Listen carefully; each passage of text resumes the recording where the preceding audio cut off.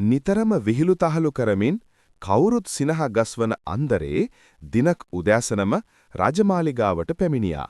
රජතුමාට අන්දරේ දුටු විට සතුටක් මෙන්ම කුතුහලයකුත් ඇති වුණා.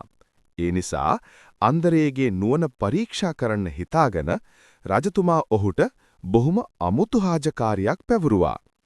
අන්දරේ රජතුමාට ඊතා ගෞරවයෙන් ආචාර කළා.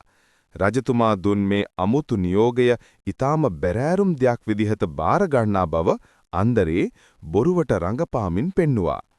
රජතුමාගේ නියෝගය ඉටු කරන්න අන්දරේ ගම හරහා යද්දී ගම්වැසියන් පුදුමයෙන් බලා සිටියා.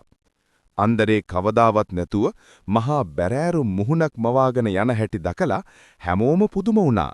ආපසු මාලිගාවට පැමිණි අන්දරේ Tamanගේ නුවණ පාවිච්චි කරලා රජතුමාගේ නියෝගය හාස්‍යජනක විදිහට වෙනස් කළා.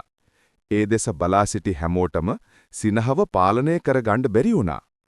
රජතුමාට මහා හඬින් සිනහ පහළ වුණා. අන්දරේ Tamanගේ අසමසම නුවණ නැවත වරක් ඔප්පු කළ බව පවසමින් රජතුමා ඔහුට ප්‍රශංසා කළා.